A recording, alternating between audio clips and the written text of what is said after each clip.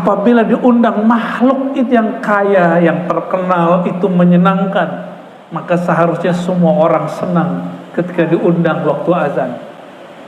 Jadi boleh kita sebut Aidul Muhibbin,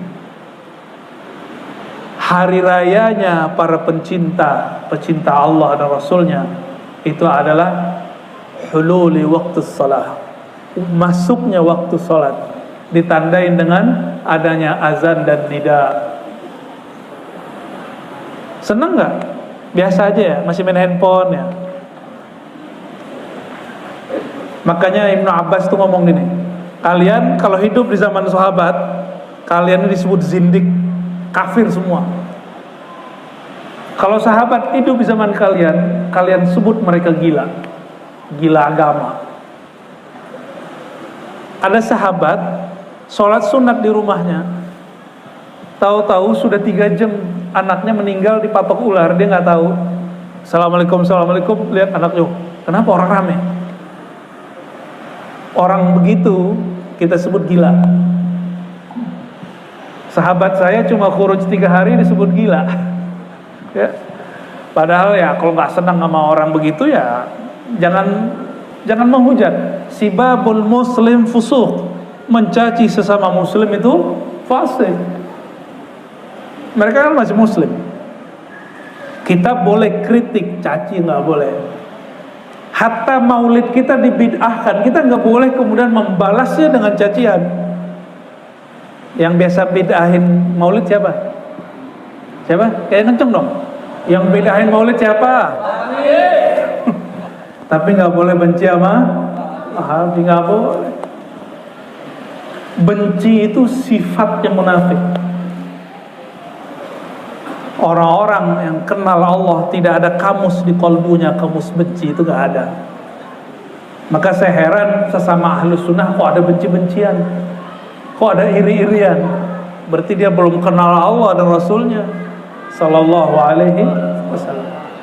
Allahumma rabba hadhihi da'wati tamma, ya Allah rabba, pemilik seruan yang sempurna ini,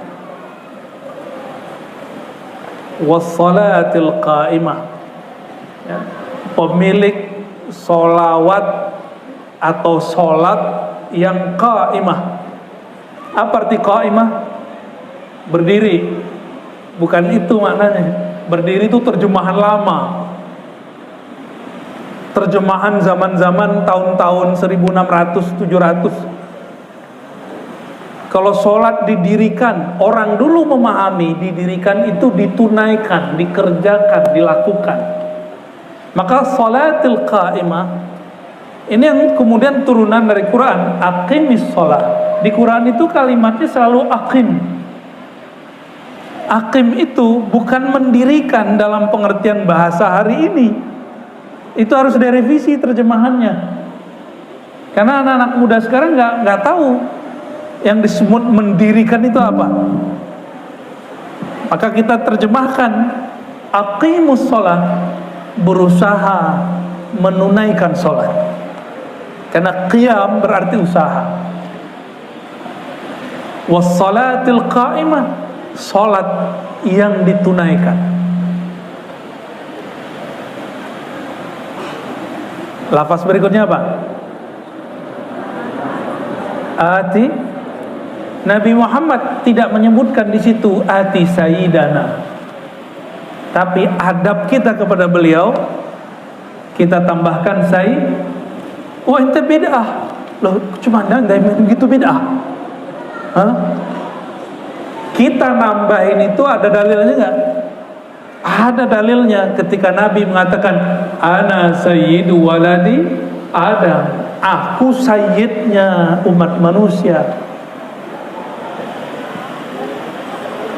Gak usah beliau deh. Seorang sahabat namanya Sa'ad bin Mu'adz datang. Kata Nabi, kumu li sayyidikum, hadis Bukhari. Berdirilah, hormati sayyid kamu. Dia bukan Habib, bukan. Siapa dia? Dia orang biasa. Tapi dia jadi qadhi di kaumnya. Dia mengadili dengan cara yang adil. Nabi sebut dia Sayyid. Ketika Nabi lagi khutbah, cucunya main-main, Sayyidina Al-Hasan, Sayyidina Al-Husain, apa kata beliau? Huma Sayyida Syababil Jannah. Mereka berdua, Hasan Husain, itu Sayyid, penghulu pemuda surga. Tenang ibu-ibu, bapak-bapak yang sudah lewat umurnya ya. Muda itu berapa Pak? Muda itu umurnya Sayyidina Isa diangkat. Itu puncaknya muda. Umur berapa Sayyidina Isa diangkat? Umur berapa? 32 setengah mau 33. Maka semua orang di sorga itu umurnya sekitar 30-an itu. Jadi kalau kita masuk sorga ntar ya, jadi bapak ibu ini seumuran sama saya semua ntar. Saya udah lebih dikit Pak, lebih dikit banyak. Seumuran semua, itu umur-umur sedang semangat. Kalau orang kerjanya lagi seneng. Jika orang menikah, gairahnya lagi tinggi. Jika ada orang belajar, itu pengen cepat selesai ya. Dokter itu kan banyak kuliahnya S3, kebanyakan. Itu umur-umur puncak. Udah puncak begitu tinggal turun. Maka Nabi Muhammad SAW wafatnya umur berapa? 63. Setengahnya berapa? 30-an, 32 atau 31. Dan Nabi mengatakan nanti ya Sayyidina Al-Hasan dan Husain itu disebut Sayyidnya ahli surga. Menyebutkan hadis ini bukan hadisnya kelompok Syiah. Ini hadis ketemunya di Sunan Tirmizi. Kitab Tirmizi itu kitab ahli sunnah. Kenapa sekarang orang-orang ahli sunnah malu menyebut hadis ini? Takut dicaci maki orang. Jangan takut ya. Yang paling lucu, nyebut Sayyid gak boleh, tapi gila nyebut raja, Sahibus Sumung. Sono, negara sono, Sahibus Sumung, Sahibul Ma'ali. Apa artinya? Yang punya derajat yang tinggi, yang sangat mulia dan luhur. Giliran Nabi Muhammad gak boleh sebut Sayyid, karena ada satu hadis yang tidak sampai derajat sahih, mengatakan jangan bilang Sayyid, as-Sayyid Allah, Sayyid itu Allah. Itu hadis tidak sahih. Hadis itu syadz, bertentangan dengan hadis-hadis yang lebih sahih. Kenapa? Jangankan Nabi Muhammad, beliau menyebut orang yang bukan Nabi dengan kata Sayyid.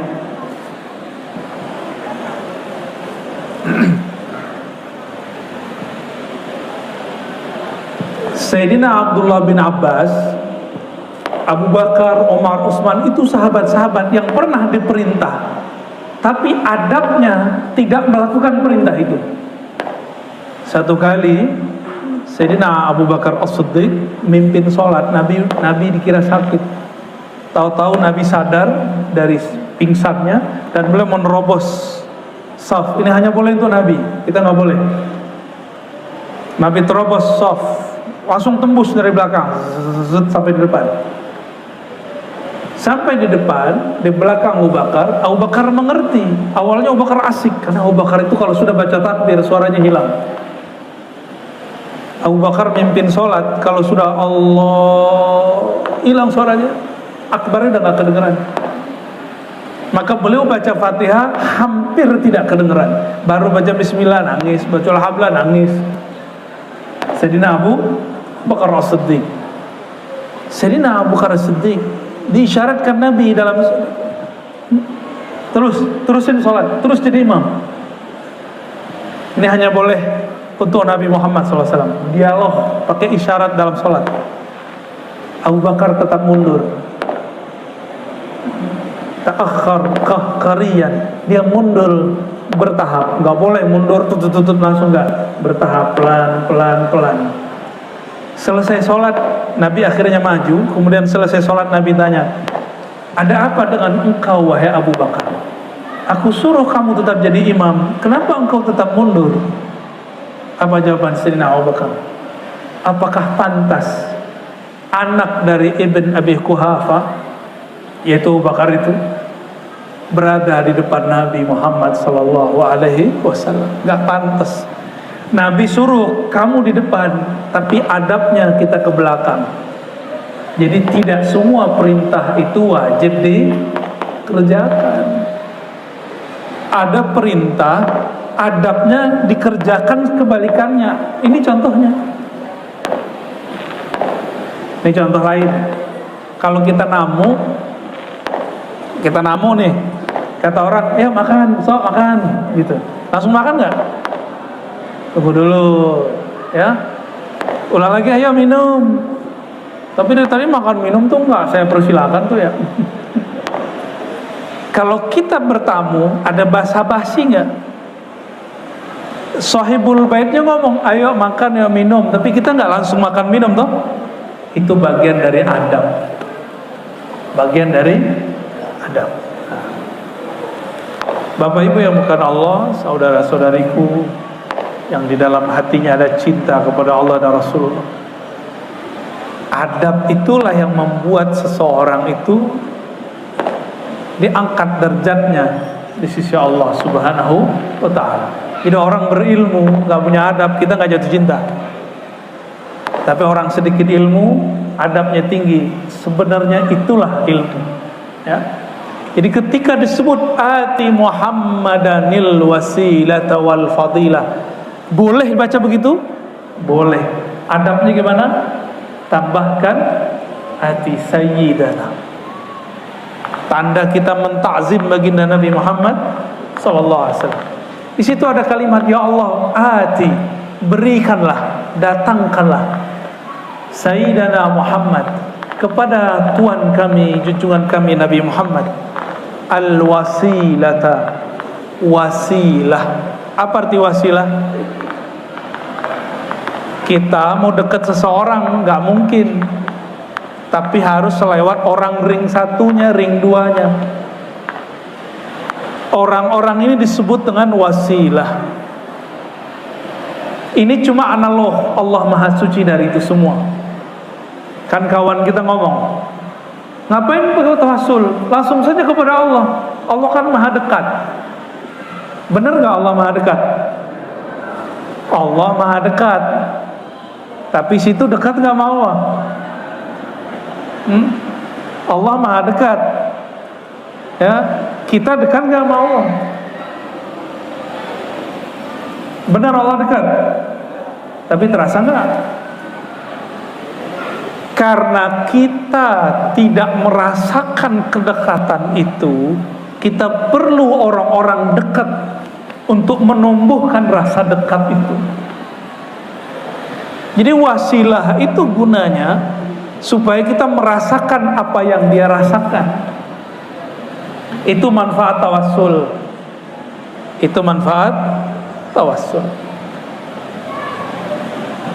Dalam hadis yang lain disebutkan ada dua versi. Di hadis Ibnu Hibban kata Nabi, setelah ba'atsani Allah, Allah membangkitkan aku hari kiamat, kasani hullatan khadra, Allah memakaikan kepadaku baju-baju, pakaian-pakaian yang hijau untuk menghadap beliau. Itu baru satu bab.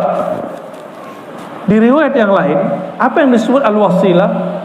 Al-wasilah itu ketika Allah SWT meletakkan maqam Nabi di atas semua para nabi. Disebutkan dalam hadis, ajlasa Muhammadan, Allah mendudukkan, meletakkan Sayyidina Muhammad di atas puncaknya Arsy. Saya mau tanya, ini pernah saya tanyakan di mana-mana, lebih mulia Nabi Muhammad atau Arsy?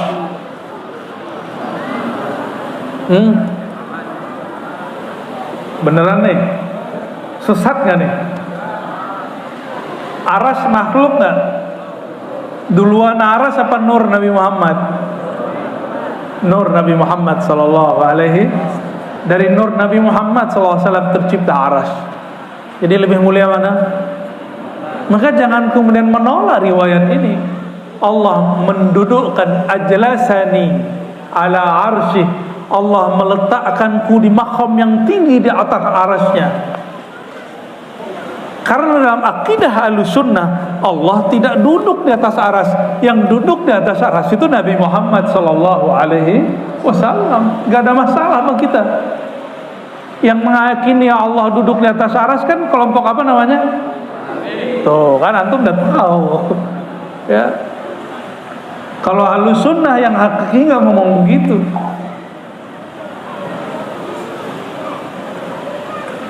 Jadi wasilah itu apa? Pakaian indah Nabi Muhammad SAW, dan beliau diletakkan di tempat tertinggi di arasnya. Oh, berarti aras itu tempat duduknya baginda Nabi Muhammad SAW.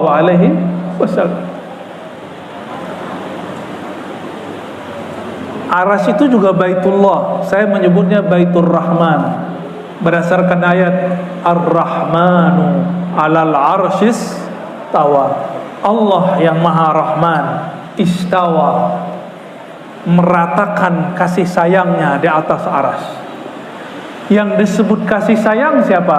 Wa ma arsalnaka illa rahmatan lil alamin. Tidaklah kami utus engkau kecuali engkaulah sebagai rahmat.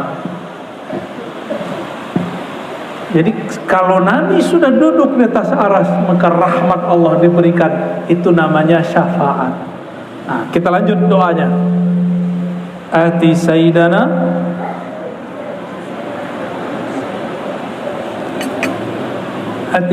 Muhammadanil wasilah. Nah, kalau di riwayat itu langsung waba'athu, bangkitkan, waba'athu maqaman mahmuda, bangkitkan Nabi Muhammad itu di tempat makom. Makom itu tempat berdiri, boleh tempat duduk atau posisi yang mahmud, yang terpuji, yang mana dia mempunyai pujian kepada Allah di sana. Ketika dia memuji Allah, lalu Allah memujinya dengan pujian yang tidak pernah Allah memuji makhluk manapun. Kata Nabi Muhammad di bab tawadhu, maqam mahmud adalah maqam abdun min ibadihi, adalah satu maqam tertinggi dari maqam hamba-hambanya. Dan aku berharap, wa ana arju, aku berharap akulah dia. Kalau Nabi Muhammad berharap sampai enggak? Beliau ngomong begitu, itu namanya bab al-haya, bab malu. Kalau beliau mengatakan akulah orangnya, itu namanya tahaddus bin ni'mah, menceritakan nikmat. Ketika beliau ngomong aku didudukkan Allah di atas aras, itu namanya tahaddus bin ni'mah, menceritakan nikmat. Adakah nikmat yang lebih tinggi daripada nikmat dekat kepada Allah SWT? Ada nggak? Nggak ada. Di dunia nikmat tertinggi itu duit banyak, kendaraan baru, rumah, pasangan, atau apa? Apa nikmat? Itu nikmat zahir. Sehat itu nikmat zahir. Nikmat a'lan ni'am, nikmat tertinggi di alam semesta, ma'rifatullah, mengenal Allah. Jika dikatakan di Quran terhadap nikmat Rabbmu fahaddits, ceritakanlah, maka ini perintah, boleh, bahkan anjuran, mengajarkan, menceritakan tentang ma'rifatullah. Ma'rifatullah enggak mungkin kalau tidak ma'rifatun Nabi, tidak kenal Nabi. Kenapa? Yang kenal Allah itu cuma Nabi Muhammad SAW. Yang paling kenal Allah cuma Nabi Muhammad SAW. Hatta nabi-nabi terdahulu nggak ada yang pengetahuan yang melebihi Nabi Muhammad SAW. Maka ummi itu artinya bukan tidak bisa ngapa-ngapain. Ummi itu ya-nya ya nisbat. Oleh ulama-ulama ahlul haqaid diartikan al-ummi artinya induk. An-nabi al-ummi, nabi yang merupakan induk semua pengetahuan alam semesta. Pusing nggak? Pusing ya? Ini akibat habis baca kitab yang agak berat-berat kayak begini nih. Tapi pada kuat tuh ya dengerin. Yang dengerin barusan tuh ruhnya. Makanya bisa denger. Ruhnya yang dengerin. Karena ma'rifat itu qutul arwah, itu makanannya ruh. Sebagaimana nama Allah itu makanannya kolbu. Sebagaimana air ini adalah segar untuk tubuh, air adalah mengenal Allah dan Rasulnya sallallahu alaihi wasallam. Oleh karena itu Abuya Sayyid Muhammad Alawi Al-Maliki mengatakan, jika bermaulid itu menjadi pintu orang kenal Allah dan Rasulnya, maka maulid itu boleh dikata wajib. Tapi wajibnya mutlak, umum aja. Mesti ada orang bermaulid. Ini yang ngomong siapa? Abuya Sayyid Muhammad Alawi Al-Maliki Al-Makki, ulama Mekah. Beliau ini muhaddisul haramain, guru hadisnya orang-orang di Mekah Madinah dulu. Tahun 80-an gak dibolehin sama kelompok siapa tadi namanya? Itu dilarang ngajar di Mekah. Jadi tahun 80-an adalah akhir daripada ulama Ahlus Sunnah bebas mengajar di sana. Sebelum-sebelumnya masih banyak yang ngajar. Semenjak tahun 80-an ke sini itu banyak Pak Haji pulang bawa kitabnya udah nggak jelas. Ya, bidah-bidahin yang di kampungnya. Sampai hari ini.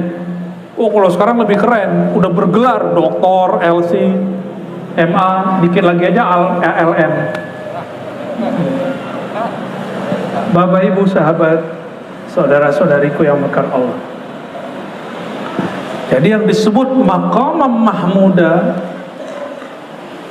itu adalah makom, disebut makom ubudiyah, makom kehambaan. Jadi ternyata orang paling tinggi di sisi Allah itu bukan orang yang meninggi di dunia, tapi orang yang paling merendah di dunia.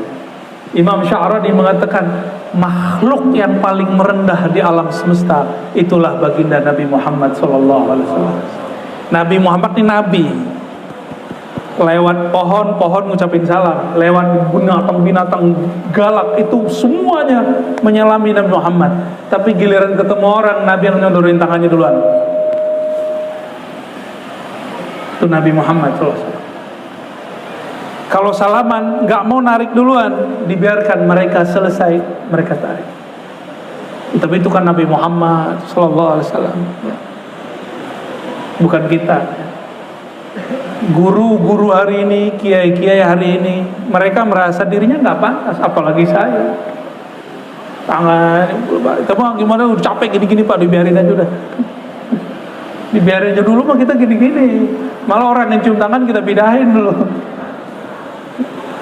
Bapak Ibu sahabat saudara makan Allah, maqam mahmudatnya Nabi itu makan kehambaan. Maka siapa saja yang ingin maqamnya tinggi, jadilah hamba Allah Subhanahu wa ta'ala. Nah, menjadi hamba itu pintunya al-asmaul husna.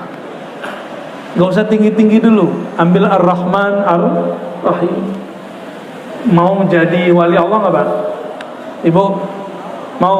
Wali itu kekasih, bukan orang keramat, bukan orang keramat belum tentu, baru sisa keramat bukan wali Allah. Ya,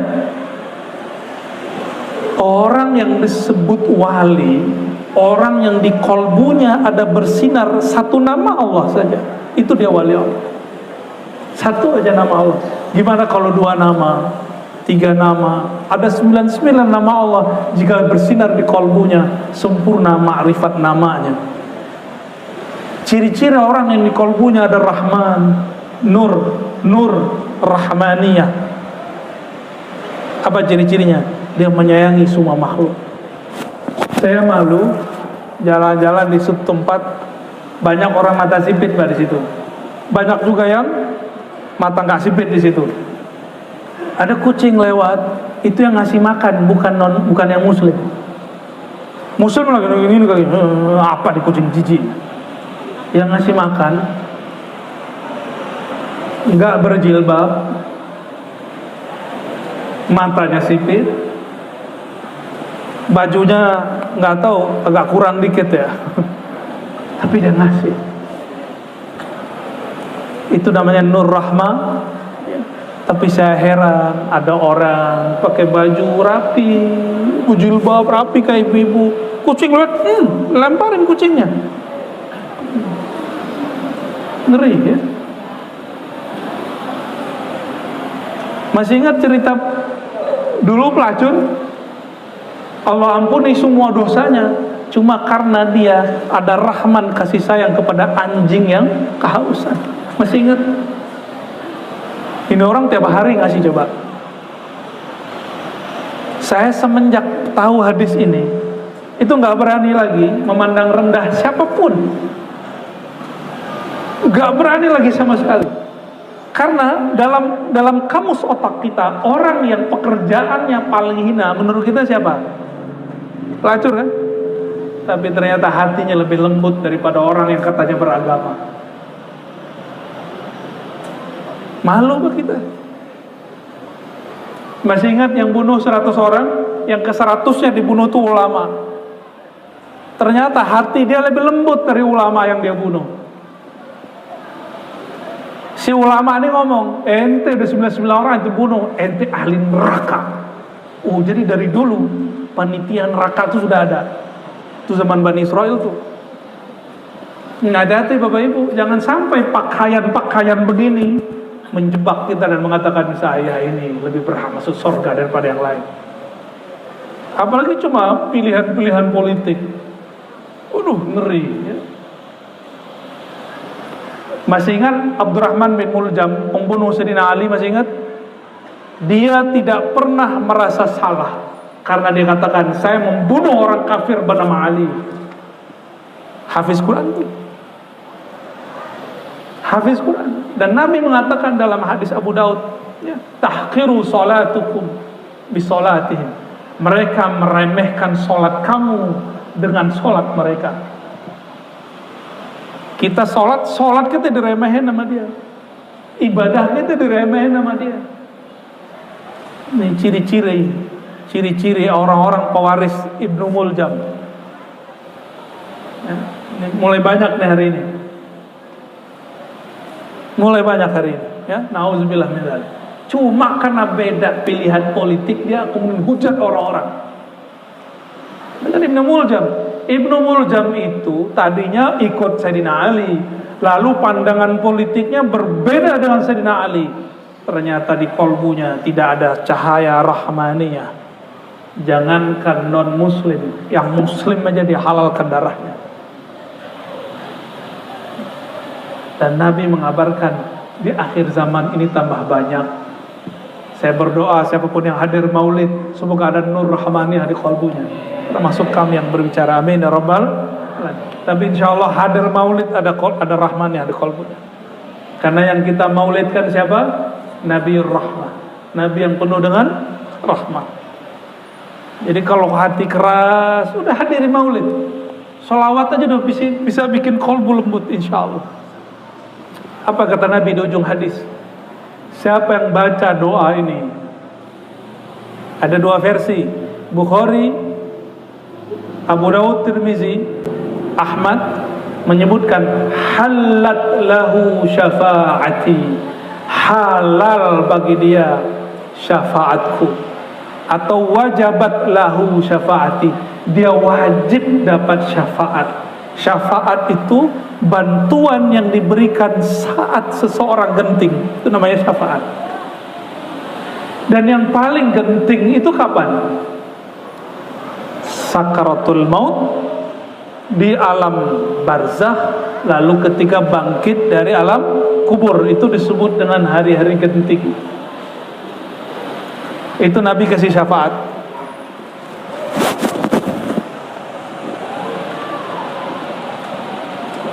Ini hati-hati, ini bagian akhir yang mau saya sampaikan. Gak tahu ini panjang atau pendek. Siap dengerin? Mau husnul khatimah? Ya. Kita nggak tahu kita bakal husnul khotimah atau su'ul khotimah, kita nggak tahu. Cuma Allah dan Rasulnya sudah kasih ancang-ancang di Quran. Insya Allah kalau jalannya benar, ujungnya husnul khotimah. Insya Allah. Nabi dalam hadis Bukhari mengatakan, innamal a'malu bil khawatim. Amalan itu tergantung penutupnya. Menjelang hayat bil khawatim, berarti bukan pas menjelang mati, tapi khawatim, penutup sebelum mati. Ada orang yang khawatimnya setahun, 2 tahun, 3 tahun, 4 tahun, 5 tahun, ada yang cuma 5 menit, ada yang cuma sesaat. Allah kalau kita sholat, yang dipandang apa? Zahir atau qalbu? Qalbu. Coba perhatikan Quran. Khatamallahu ala qulubihim. Qulubihim dulu. Wa ala sam'ihim, baru wa ala absarihim. Allah khatama. Hadisnya menyebutkan innamal a'malu bil khawatim. Amal itu dinilai khawatimnya, penutupnya. Yang ditutup itu apa? Khatamallahu ala qulubihim. Allah mengkhatam, menutup kolbu. Maka siapa saja yang di kolbunya tersimpan kebencian, riya, hubbud dunya, cinta dunia, cinta popularitas, iri dengki, itu beberapa saat sebelum dia meninggal, bisa setahun, 2 tahun, 3 tahun, beberapa bulan, beberapa menit, itu akan keluar kebencian itu. Mau dia kiai, mau dia katanya orang habib, mau katanya dia ustadz, apalagi orang biasa. Menjelang meninggal nanti keluar tuh, keluar. Di dalamnya noda, keluar noda. Dalamnya benci, keluarnya benci. Dalamnya rahmah, keluarnya rahmah. Karena khatama ala qulubihim. Karena yang Allah pandang kolbu, Allah nggak mandang yang lain-lain. Jenggot kita nggak dilihatin, ya kan? Apalagi nih yang hadir malam ini yang ahlul jenggot nggak banyak nih. Ya, kumis yang banyak nih ya. Oh itu ada gondrong tuh. Abu Saum katanya ya.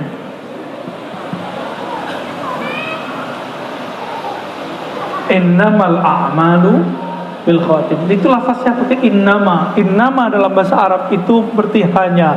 Hanyalah Allah nilai kamu berdasarkan khawatim. Khawatim itu ma khutima ala qalbi. Dengan apa Allah menutupnya? Orang-orang munafik Allah khatama kepada kolbunya, sama basarnya dengan ghisyawah. Beda dengan orang-orang mukmin. Khatama ala qulubihim bukan ghisyawah, birrahmah. Ghisyawah tutupan kebencian, tutupan riya. Jadi mohon maaf Bapak Ibu, saudara-saudariku, kalau masih ada aja iri dan kiamat teman sedikit saja, itu Allah akan munculkan sebelum meninggal. Nggak boleh sama sekali. Iri dan itu nggak boleh. Oh saya amar ma'ruf nahi mungkar. Bedakan amar ma'ruf nahi mungkar dengan menyebar kebencian, dengan menghina seseorang. Maka dalam hadis Nabi itu dikatakan cukuplah seseorang itu disebut jahat, ayah taqira akhahul muslim, dia menghina sesama muslim. Apakah sebabnya karena paham yang berbeda, politik yang berbeda, mazhab yang berbeda, penafsiran yang berbeda? Sudah mulai banyak hari ini orang-orang yang jahat. Nabi ngomong apa? Cukup orang jahat itu ciri-cirinya apa? Ayahtaqira akhahul muslim, dia merendahkan, menghina sesama muslim. Nggak pernah ketemu tapi menuduh, nggak mau tabayyun. Ini hati-hati. Ini sudah mulai banyak hari ini.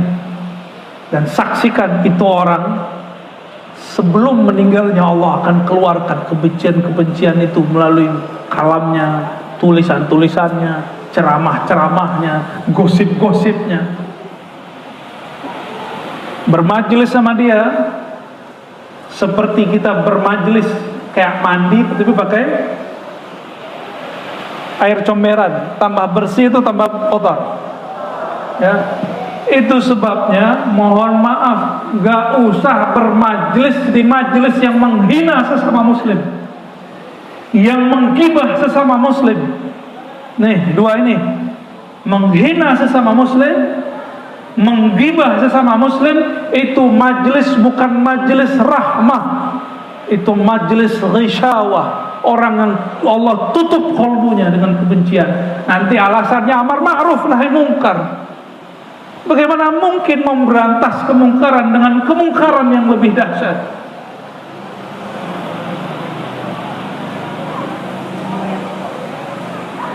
Kok jadi semangat gitu ya? Ini hari apa sih nih? Yo, besok nggak kerja ya? Hajar terus ya. Tapi besok pagi saya ada majelis juga nih. Maka jika ingin husnul khatimah, dapat syafaat, amalkan dua ini. Satu, baca doa setelah azan. Dan yang kedua,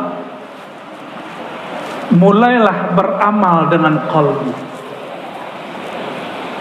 Mulailah beramal dengan qalbu. Kolbu itu butuh makanan juga, bukan hanya tubuh kita yang butuh makan. Sering saya tanya Bapak Ibu, nasi kebuli enak, suka? Tapi nampannya ada lalat, kau makan? Nampannya bagus, nasinya enak, samping kita sampah, mau makan? Enak semua. Nampannya udah oke, nasinya sudah bagus, harum. Tahu-tahu ada orang batuk, ininya keluar, apa namanya? Ingus. Jadi makan nggak? Saya itu paling geli sama rambut, tapi nggak boleh buang nasi kalau ada rambut. Geli aja Pak. Nasi kebuli enak, lagi enak makan, kok ada yang nyangkut-nyangkut. Pas dicek rambut panjang lagi, aduh naik lampir kayaknya.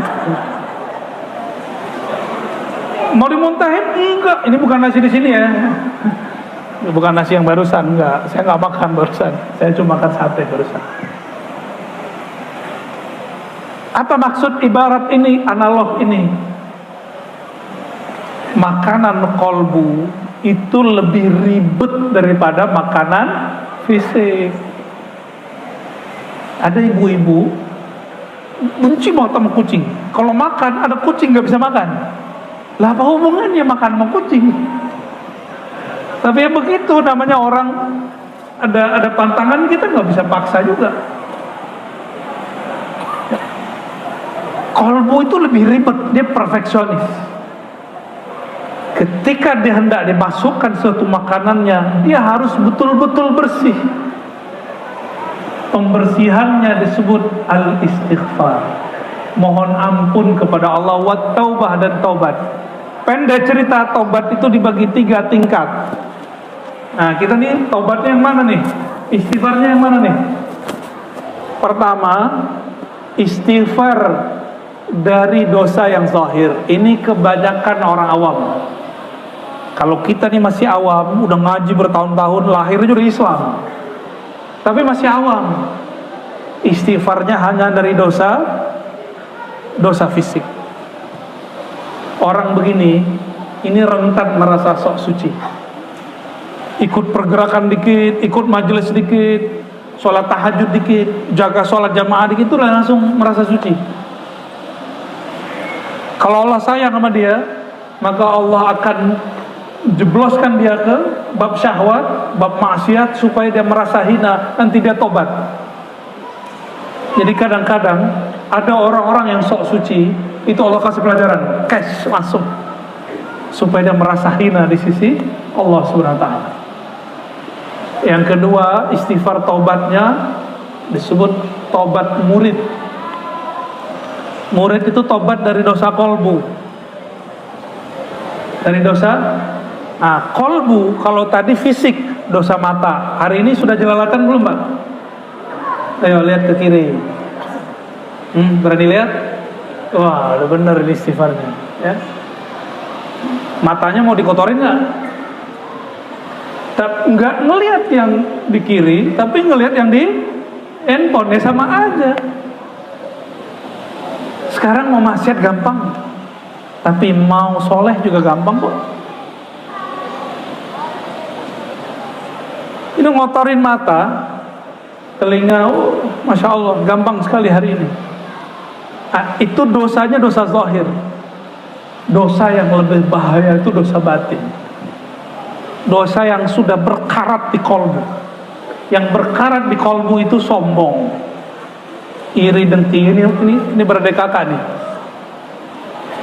Kalau ada piring kotornya cuma karena kopi, cukup disiram sama air, bersih nggak? Tapi kalau kena minyak goreng, bisa nggak pakai air? Dia mesti digosok. Gosok itu yang disebut taubat. Itu taubatnya murid. Dia gosok kolbunya. Kenapa ada orang sudah sholat 5 waktu, sudah istighfar, tapi kolbunya masih kotor? Karena dia tidak pernah bertaubat, istighfar, mengistighfarkan kolbunya. Maka dia sibuk terus sama orang. Sibuk terus mikirin orang, aib orang yang dibicarain.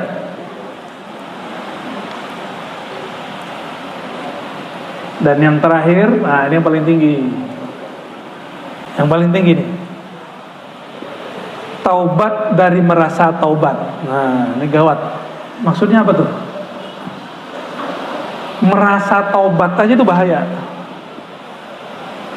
Orang yang merasa dirinya bertaubat, dia merasa suci nanti, tapi tersembunyi di hatinya. Tersembunyi di hatinya. Maka ini yang sering kita contohkan dari kemarin-kemarin. Dia katanya benci dunia. Dia omongin loh, aku benci dunia. Kalau ustadz tuh, ya, berat. Aneh gak terima amplop, disebutin terus. Aneh gak terima amplop, padahal kalau pas gak terima hatinya berkecamuk. Antum gak terima, hatinya biasa. Terima, hatinya biasa. Itu baru bener. Ngasih orang, habis ngasih gundah. Wah, duit gua habis nih. Nah, sama tuh. Sama dengan yang barusan. Ini yang harus diistighfarkan. Ini pertanyaan umroh. Sholatnya khusyuk nggak? Sholatnya khusyuk nggak? Sholatnya khusyuk apa kusut? Udah diistighfarin belum sholatnya? Itu level 3. Mengistighfarkan ibadah yang kita persembahkan kepada Allah. Udah pernah belum istighfarin sholat? Nggak pernah, makanya nggak diterima sama Allah. Ya, mau diterima, istighfar itu memohon diampuni. Ya Allah, ini kekuranganku. Taubat itu ngaku, ya Allah, hambamu tidak mampu khusyuk. Ya Allah, aku sudah sholat, sudah mencoba ruku sujud. Kalau ada salah kurangnya, mohon disempurnakan. Itu namanya taubat. Tobat dari tobat, maksudnya tobat dari ibadah yang tidak sempurna. Orang begini masih sibuk gak sama yang lain. Dia sama dirinya belum cukup. Kapan dia sempat membicarakan orang lain? Gak sempat. Kapan dia sempat untuk menghina orang lain? Gak sempat. Gak sempat sama sekali. Jika sampai di level ini, baru kolbunya benar-benar bercahaya. Minimal level 2 tadi. Level 2 mengistighfarkan kesombongan. Udah pernah belum istighfar ngomong astagfirullah, ya Allah ampuni dosa sombongku. Sombong ini ada sebabnya. Ada karena duit, kaya, merasa kaya, itu harus istighfar kan, wajib itu. Kalau orang yang belajar kitab seperti saya, itu sombongnya apa? Sombong merasa baca kitab, sombong merasa berilmu. Itu wajib saya istighfarkan. Jadi setiap hari saya mengistighfarkan ini. Astagfirullah ya Allah, saya merasa alim. Saya istighfarkan tiap hari, Pak. Jadi kalau istighfar itu jangan cuma astagfirullah. Harus ada makna, ya. Tidak usah panjang-panjang baca istighfarnya, tapi jelas. Jangan cuma doa yang terperinci, istighfar masih terperinci. Bapak Ibu yang makan Allah, siapa yang mulai mengistighfarkan kolbunya, mengistighfarkan iri dengkinya, apalagi mengistighfarkan ibadah-ibadahnya, saya istighfarkan juga dakwah-dakwah saya. Siapa tahu kurang tulus, siapa tahu kurang ada perasaan apa, kita istighfarkan. Maka orang-orang seperti ini, insya Allah setiap hari jika diulang, dia akan sampai di satu maqam namanya maqam tawabin. Tawabin itu orang yang berulang tobat, berulang. Berarti maksiat itu akan selalu muncul. Setiap muncul dia langsung bersihkan terus begitu. Kalau dia meninggal, khatamallahu ala qalbihi birrahmah. Allah akan tutup kalbunya, tutup usianya dengan rahmah, dengan kasih sayang. Itulah yang disebut syafaat waktu orang meninggal. Mau husnul khatimah? Nanti sebelum pulang, sebelum tidur di rumah, pegang dadanya. Ini serius nih, coba pegang dulu dadanya. Pegang dadanya, pakai tangan kanan ya, tangan kanan. Coba rasain. Coba bayangkan wajah orang yang paling kita benci. Coba, udah kebayang? Coba sekarang, ya Allah, ikuti. Ya Allah, cabutlah rasa kebencian dari dadaku ini kepada orang yang aku bayangkan barusan. Tuh, kalau benar pasti merinding tuh. Pasti merinding tuh. Nah. Tapi ada yang bingung, gue gak punya orang yang gue benci. Wah, itu hebat. Nah, tadi ada orang yang kita kesel, kebayang wajahnya langsung. Sebelum tidur, mau jadi ahli surga? Mau jadi ahli surga? Tidur tidak menyimpan kebencian sedikit pun di dalam kolbu. Ini kalam Allah, kalam Rasulullah, kalam aulia-aulia Allah. Kenapa? Jika kita punya baju, mau ketemu orang mulia, ada kotoran di baju, diganti nggak bajunya? Ganti, pakai baju yang bagus. Ibu-ibu mau ketemu kekasih, waktu dulu masih gadis, atau yang masih gadis nih, mau ketemu orang yang kita seneng, mukanya dicat dulu nggak? Plok ya, biar nggak kelihatan kurangnya, sehingga ketika dipandang, yang memandangnya takjub, seneng, benar nggak?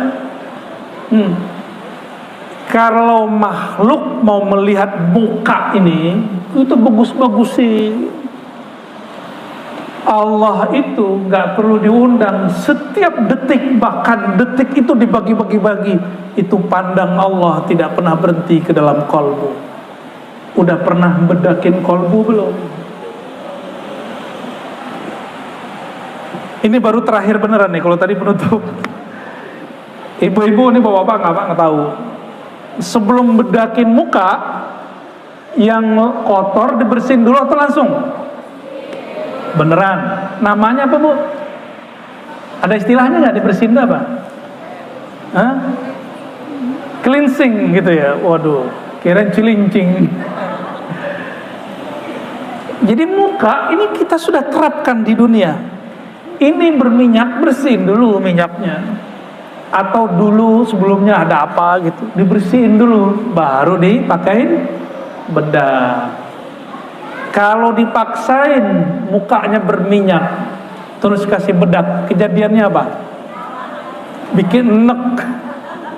Sama, inilah yang terjadi pada orang-orang yang semangat beragama, orang baru hijrah, baru ngaji, tapi tidak membersihkan kolbunya. Ilmunya nambah, tapi jerawat kolbunya nggak bisa dibohongin. Bikin enek. Dia beragama, tapi bikin buruk agamanya. Dia katanya membela agama, tapi justru dia sedang menghina agamanya. Ini yang terjadi pada orang yang masuk ke ranah keagamaan, tapi inti agama bersihin kolbu dia tidak lakukan. Itu sebabnya Nabi itu kalau ada orang baru masuk Islam disuruh mandi lalu disuruh sholat. Itu sholat apa? Sekarang ulama kita sebut mandinya mandi tobat, sholatnya sholat tobat. Namanya belakangan muncul, dulu nggak muncul istilah ini. Itu rahasianya, ya. Orang non muslim masuk Islam berarti dia nggak mandi wajib toh selama ini. Kalau dia kemudian syahadat, hitungannya masih junub. Nabi suruh dia mandi wajib. Itu hitungannya mandi taubat. Baru kemudian diajarkan ilmu ini, ilmu itu dan lain sebagainya. Bapak Ibu Saudara makan Allah, inilah lebih kurang yang bisa saya sampaikan. Kesimpulannya sederhana. Jika ingin dapat syafaat hidup di dunia, husnul khotimah, bisa jawab di dalam barzakh, dan dapat syafaat uzma nanti di hari kiamat, baca doa yang sederhana ini, ya, berdoa setelah azan. Dan yang kedua, jangan hanya istighfar yang zahir, mulai istighfar, bahkan mengistighfarkan ibadah dan sholat-sholat kita semua. Semoga Allah merahmati kita semua. Allahumma ya Rahman, ya Rahim, ya Karim, ya Azim, salli ala nabiyina Muhammad. Ya Allah, yang maha pengasih, yang maha penyayang. Saya seperti punya toko, dan beliau di toko imam ini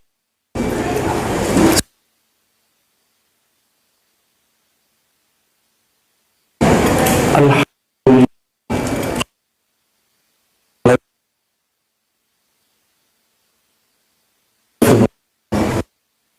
baca astagfirullah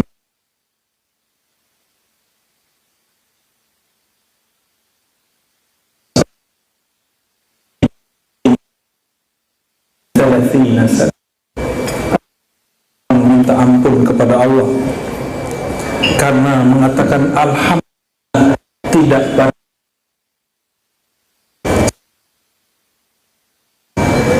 Inilah puji syukur yang mesti kita luruskan. Apa maksud imam ini? Dia bersyukur di saat orang, dia bersyukur di saat toko-toko lain terbakar. Syukur nafsu egois.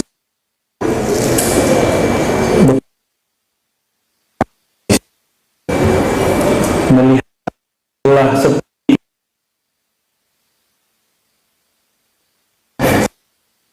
tidak mesti istighfar, minta ampun kepada Allah. Kenapa?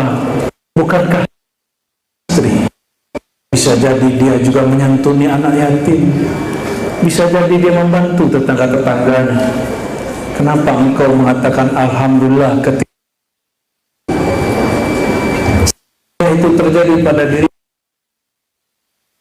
Jika mendengar orang di sampingmu baca alhamdulillah, alhamdulillah dia sepi toko, saya ramai. Alhamdulillah dia,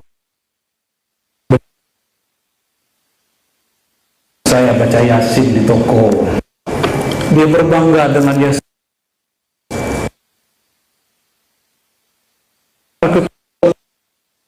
Dia tahajud di toko. Alhamdulillah semuanya kena krisis, alhamdulillah kami tidak. Pakai alhamdulillah.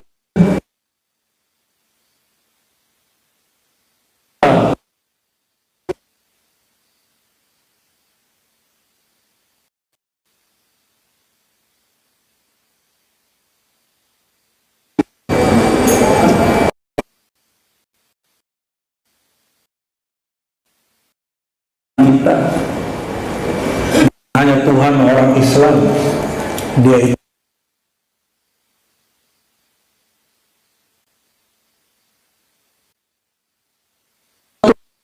kadang dia lupa hadir.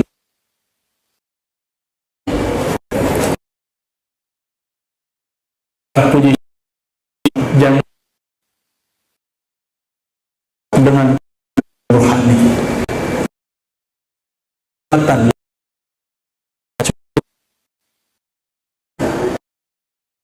toko yang lain ramai.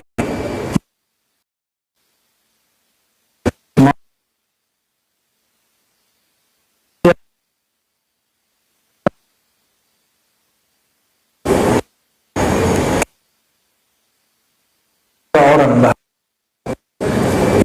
setan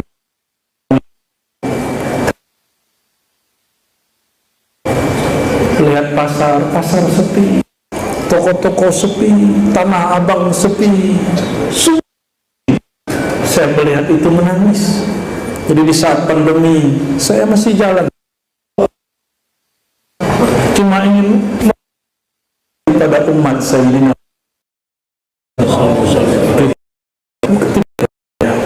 hatta dan menteri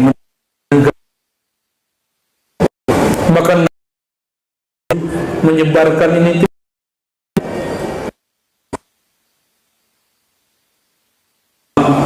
silahul mukmin, doa senjata pernah latihan main.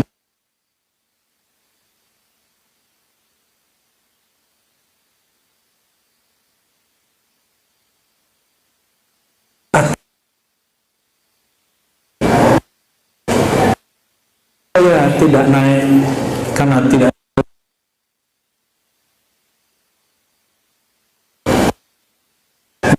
itulah kita ya Rabb. Saya tidak ada lagi ya Rabb, cuma ya Allah, ya Allah, ya Allah, hanya itu jeritan kita.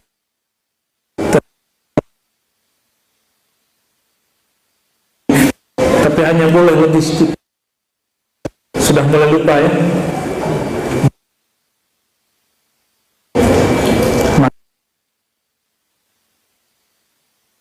Sifat dari baginda yang dibaca Qori kita, terima kasih. Makanya kemana bawa kitab, karena takut nanti kalau baca yang dalam-dalam orang protes. Maka saya tunggu Qorinya baca apa itu yang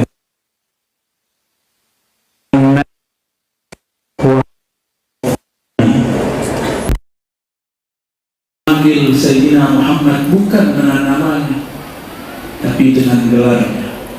Panggillah sahabat kita dengan gelarnya, dia senang. Kecuali kita teman dekat, tidak ada yang lain, kalau kita panggil nama dia ya.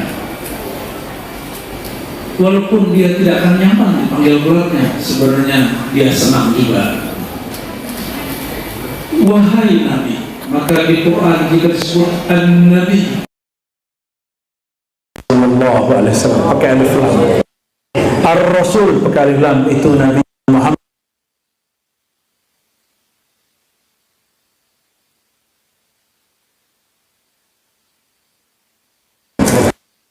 Ya Nabi,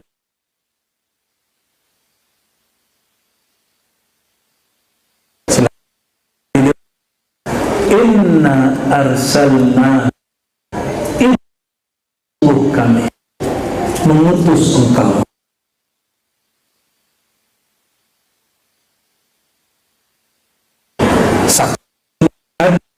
maka setiap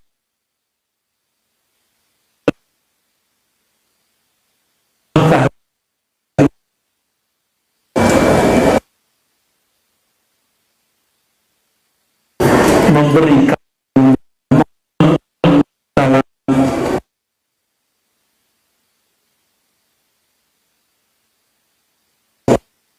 nazira, memberi peringatan. Sudah berapa nama?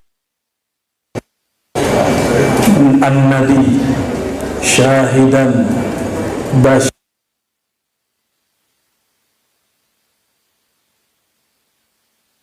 Sebut nama Nabi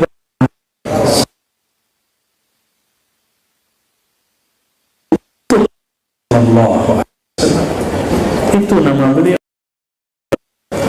Ya.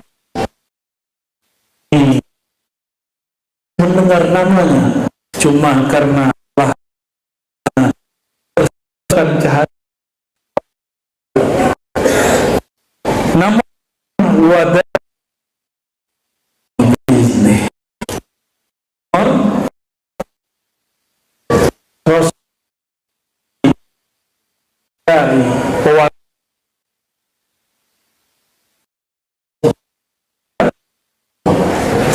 kalau mengajak orang ke Bone, ke Tangerang, mesti tahu jalan. Kalau yang sok tahu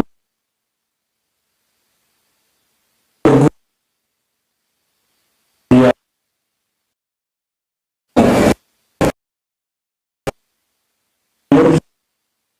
sakit.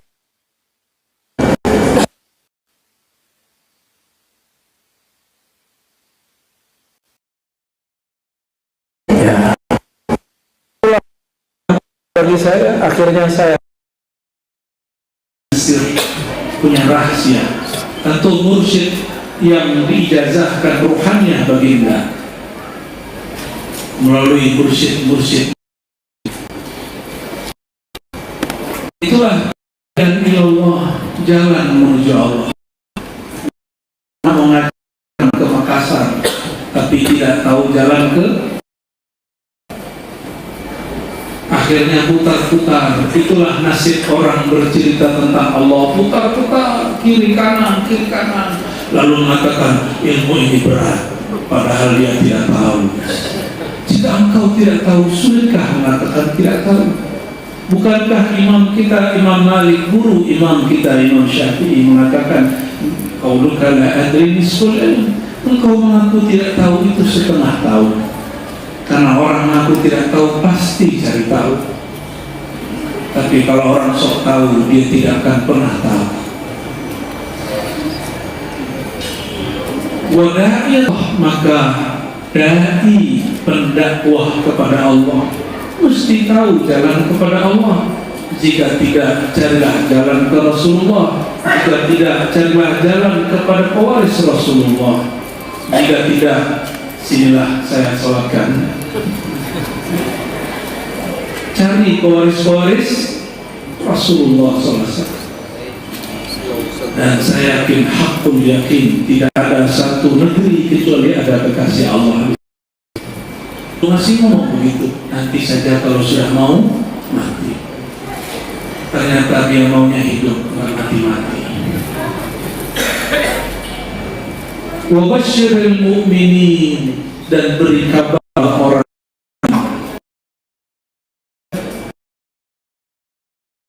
alhamdulillah dan iman kita insya Allah semuanya beriman. Apa itu iman? Al-iman tasdik bil qalb. Iman itu engkau membenarkan, percaya di dalam kalbumu, bukan kopiah hitammu, kopiah hajimu, serbanmu, jenggotmu, gamismu, ridamu, selendangmu, baju kokomu, bukan. Iman itu di kalbu. Sedangkan cabang iman itulah syahadat. Cabang kedua itulah amalan. Maka kita berbaju begini, ini cabangnya iman. Apa yang dijadikan nutup auratnya, bukan model pakaiannya. Maka bagian cinta Nabi, ambillah mana yang ingin ambil sorban Nabi, ambil. Yang ambil sarung Nabi, ambil makan Nabi, ambil. Itu bab cinta baginda Nabi Muhammad SAW. Orang lain yang berbeda cara cintanya dengan kita. Wabasyiril mu'minin, beri kabar orang beriman. Inilah seni dakwah Nabi SAW. Lebih sering memberi kabar gembira. Tapi sahabat diberi kabar gembira, mereka bukan tertawa, mereka malah menangis. Ketika Sayyidina Ubay ibn Ka'ab dikabarkan, ya Ubay, Allah mengirim salam kepada engkau. Hadis Bukhari. Apa kata Sayyidina Ubay? Ya Rasulullah, samani Rabbi, apakah Allah Tuhanku menyebut namaku? Rasulullah mengatakan, itulah yang membuat dia nangis ketika nama dia disebut oleh sang cinta sejati, Allah Rabbul Izzati. Apakah Allah kenal aku? Itu maksudnya. Masa Allah kenal aku? Masa Allah tahu namaku? Wa basyiril mu'minin, maka ada orang bahagia nangis. Ibu-ibu waktu menikah nangis kan? Iya Bu ya? Nangis tuh. Itu tangis bahagia atau tangis sedih? Ya, katanya orang nangis itu sedih. Bukan. Al-buka tis'ah. Nangis itu ada 9 jenis. Ada nangis karena kejepit kakinya, ya, karena di sampingnya sholatnya seperti itu, sholatnya ngejar-ngejar jari, ya apa-apa, jangan marah Pak. Masa sholat pun marah, ya. Kalau ada orang cari-cari kaki kita, kasih saja kakinya, kasih kakinya, jangan marah. Jangan kemudian, wah untuk apa kami menolakmu? Ganti, hapus, hapus, tahu siapa aku, hapus. Karena dia tidak sanggup, tidak sanggup menghapus kalimat Rasulullah. Maka dia ambil, mana wahai Ali, tunjukkan kepadaku biar aku yang hapus. Rasulullah yang hapus. Dua kali. Apakah Rasulullah marah? Tidak. Berkata, ya Rasulullah, apakah engkau betul Rasulullah? Apa engkau mengenal? Alhamdulillah. Apakah betul di jalan Allah? Apakah agama kita ini benar? Apakah ini hak? Kenapa engkau malah? Pertanyaan orang logika yang rasional, tapi zautnya belum sampai. Maka tegur oleh yang sampai zautnya Sayyidina Abu Bakar, Umar. Barulah sadar, beliau dibacakan satu ayat. Inilah ruqyah hakiki, mengeluarkan orang dari kebencian emosi menjadi tenang. Dibacakan ayat yang dulu dibacakan Rasulullah SAW, bahwa mereka dibenarkan ar-ruqyahnya, dibenarkan mimpinya akan masuk latadkhulannal Masjidil Haram, akan masuk Masjidil Haram. Tapi bukan ayat. Nabi pun mencoba menafsir ayat. Ternyata kabar gembira diberikan kepada baginda, waktunya digantung. Betul ayatnya benar, tapi kan tidak mesti tahun ini.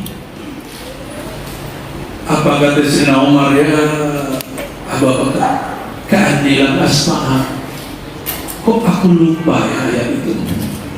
Nih, yang suka marah-marah, tua-tuanya stroke berat nanti. Khatamul Anbiya, ini Sayyidul Alamin, sir dirinya. Dia gak berkawan seperti itu. Dia dan dia menembus dengan bersedekah setiap hari. Inilah indah Nabi Muhammad Sallallahu Alaihi Wasallam. Lihat kuatkah engkau? Diuji dari nomor 3 setelah positif. Kuatkah? Mungkin kita mau. Jika demikian, kira-kira manakah yang kita warisi? Kalau Sayyidina Umar sebelum dididik Nabi dan Abu Bakar, atau setelah dididik? Setelah nur masuk atau sebelum nur masuk? Maka Rasulullah SAW, nama keenamnya Sirajan, sang pelita yang terang benderang, Sirajan Munira, yang melimpah ruahkan cahaya, Sirajan Munira. Karena penuh emosi, sehingga umat kita juga emosi. Aku suka marah-marah. Mungkin kita mempertontonkan di depan murid, akhirnya murid kita juga sering contoh. Jadi jika kalian itu bertengkar, mungkin Allah karena tidak mencontohkan hal yang baik. Inna natubu ilallah wa nastaghfiruh minallahi fadlan kabira. Beri kabarlah orang beriman itu bagi mereka Allah dari sisi Allah fadlan, apa di fadlan, anugerah, pemberian, kelebihan bagi siapa? Al-mu'minin, yang percaya sejak Nabi Muhammad SAW, fadlan kabira. Kata orang Melayu, engkau berjaya. Kata orang kita, engkau beruntung, engkau sukses. Jadi siapa orang sukses itu? Orang sukses itu wabashiril mu'minin, pakai alif lam, orang yang beriman. Panggil kamu ini miskin paham, nanti si murid akan kuat. Jika sedang mengkader ke generasi untuk usaha, kita kasih tahu, kalau bukan kepada kamu, aku wariskan siapa lagi. Kalimat-kalimat begini akan membangun trust, ya, rasa percaya diri. Inilah yang disebut cara Allah membangun kepercayaan diri. Jadi jangan suka berhati-hati, ya, kamu tidak becus, tidak bisa melanjutkan usaha ayah, nggak begitu, ya. Didik dia. Apakah ada orang terlahir bisa langsung dagang? Ada. Pak Kiai dulu lahir sudah bisa bahasa Arab.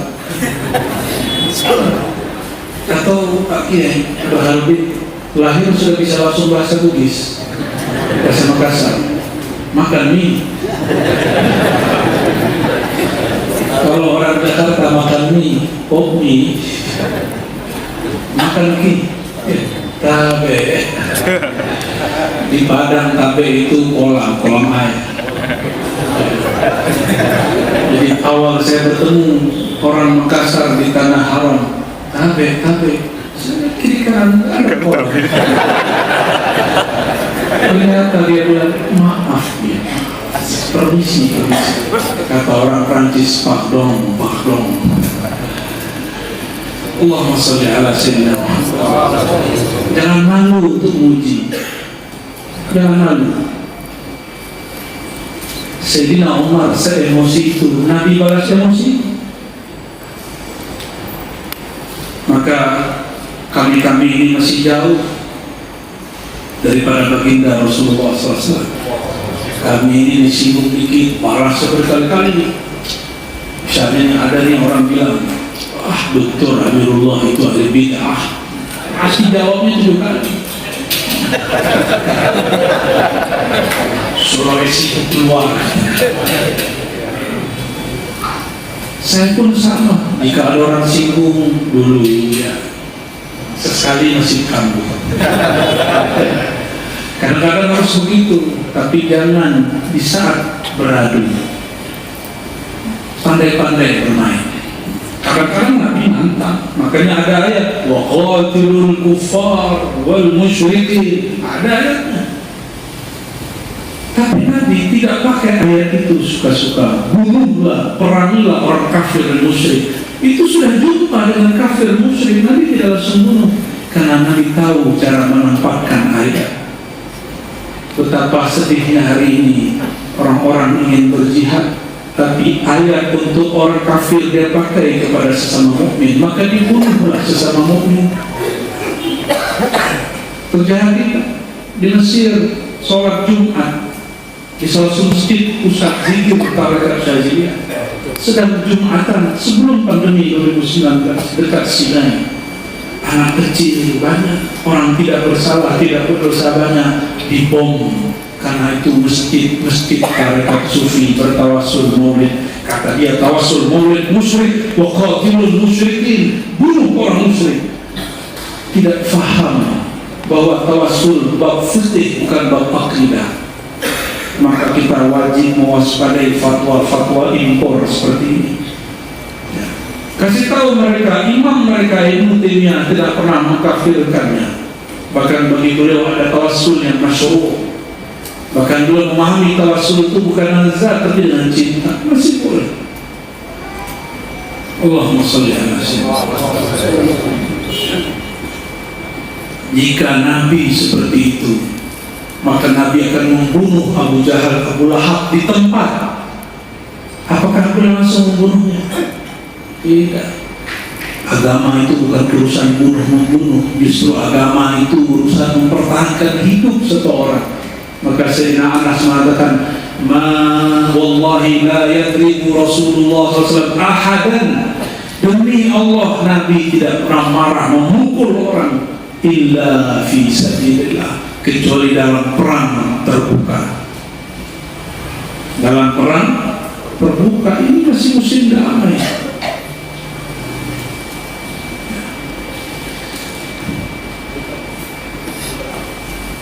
Dan pelajaran ketiga dari ayat 45 sampai 47,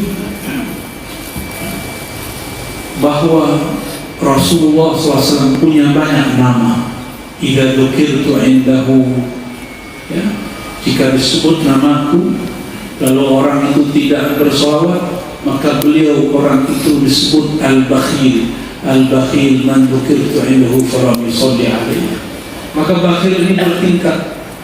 Ada bakhil yang am, ada bakhil yang khas. Ada bakhil dalam bab syariat, ada bakhil dalam bab hakikat. Mungkin secara syariat dia sudah tahu nama Rasulullah itu Muhammad, jadi dia hanya berselawat dengan nama Muhammad atau Ahmad sallallahu alaihi wasallam. Tapi ahlul hakikat mengatakan tidak, namanya sangat banyak. Basyiran, syahidan, mubasyiran, wa naziran. Bahkan ada guru saya tidak pernah berhenti selawat, sudah meninggal. Belum meninggal, beliau itu hari-hari biasa selawat, sehingga kapanpun diizinkan Allah merasakan perjumpaan dengan baginda sallallahu alaihi wasallam. Sekarang ditanya orang, wahai Tuan Syekh, apa amalan engkau sehingga engkau mendapatkan kemuliaan ini?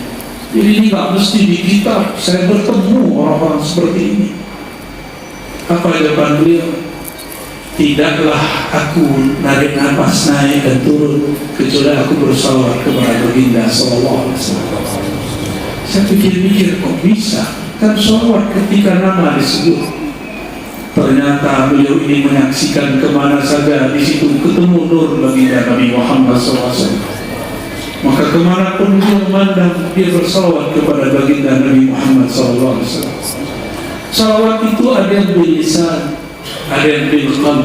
Sebagaimana salawat itu ada salawat ilahiyah, innallaha, ada salawat malakutiyah, salawat malaikat. Ada salawat al-muhammadiyah, salawat Sayyidina Muhammad SAW. Ini salawat kita. Bagaimana leburkan cintamu dalam cinta Nabi Muhammad SAW. Tergantung kadar cinta, sebanyak itulah engkau bersolawat. Maka ketika sahabat Ubay pun bertanya, wahai Rasulullah, kam aj'al laka minas salat, kira-kira porsi salatku berapa?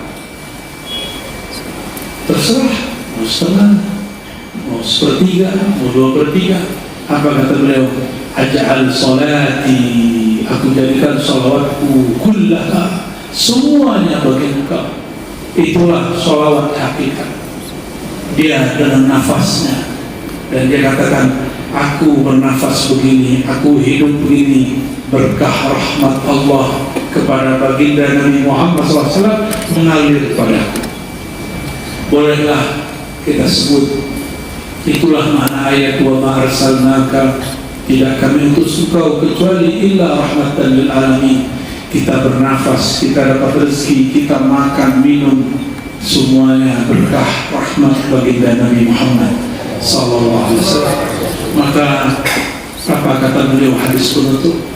La tabaghadu wa la tahasadu wa la tadabaru wa kunu ibadallahi ikhwana. Inilah ciri-ciri orang Nur Muhammad sudah berdiri tegak di dalam jiwanya. La tahasadu, jangan saling hasad, karena itu sifat syaitan iblis terlaknat. Begitu kata Imam Syekh Ahmad Rifai dalam kitab Halul Ahli Tahqiq ma'allah. Wala tabaradu, jangan engkau suka menyulut kemarahan, provokasi, karena itu sifat daripada binatang buas, sifat sibahiyah. Wala tadabaru, jangan saling membuang muka dari temanmu, kawanmu, bahkan musuhmu jika masih seiman. Ini cuma beda toko, sudah gak lihat-lihat muka ya. Sudah kemudian tidak mau sapa menyapa. La tadabaru, itu sifat banci. Paham? Itu sifat apa? Banci. Orang yang suka bohong. Dan anehnya laki-laki kok begitu. Sini saya sunat ketiga kalinya. Kalau ibu-ibu itu kita masih maklum, ibu-ibu perasaannya melebihi rasionalitasnya. Kalau enggak bisa nyusuin dan beranak. Mau hamil gak? Mau menyusui? Gak sanggup. Kebesaran Allah pada perempuan sehingga perasaannya lebih besar, sehingga membuat mereka tidak lelah kecuali sedikit ketika urus anak. Coba bapak-bapak ini ya, yang kelihatan kultum ini ngurus anak 3 menit langsung dek. Betul Bu ya? Bapak-bapak ini gak tahan ngurus bayi, termasuk saya tapi anak kita buang air besar dalam popoknya, padahal bisa cebokin sendiri, tapi langsung panik. Ini bagaimana deh? Padahal tinggal dibuka langsung dicebokin. Itu saya. Panik karena kita lebih banyak rasional daripada rasa. Inilah anugerah Allah. Kalau perempuan bokat, itu biasa. Saya maklum. Tapi kalau bapak-bapak ini buang muka, saya curiga dia sudah disunat 3 kali. Wa kunu ibadallahi ikhwana. Wahai umatku, ini panggilan Rasulullah. Kalau Rasulullah memanggil, wajib atau sunnah? Wajib dijawab atau sunnah dijawab? Wajib. Atau mubah? Wajib. Wajib. Kalau tidak dijawab bagaimana? Durhaka. Ngaku umat Nabi Muhammad SAW. Wa kunu ibadallahi ikhwana. Jadilah hamba-hamba Allah yang bersaudara. Orang saudara, saya kalau saudara sekarang tukar, besok balik lagi. Kadang dia yang dulu minta maaf, kadang saya yang dulu minta maaf. Lomba-lombalah siapa yang dulu minta maaf. Itu orang paling mulia. Begitu juga kita, sesama keluarga, sesama tetangga, mengurus negara. Jangan angkuh, jangan gampang terprovokasi. Semoga negeri ini diberkahi dengan nama baginda Nabi. Beliaulah sang syahid, sang syahidan, wa mubasyiran wa naziran, wa da'iyan ila Allah bi'izni, wa sirajan munira, ala wa huwa sayyidina Muhammad sallallahu alaihi wasallam. Barangkali itu sedikit dan cara kita mengenang baginda dengan menurunkan, mewarisi sifat. Semoga Allah menetapkan kita di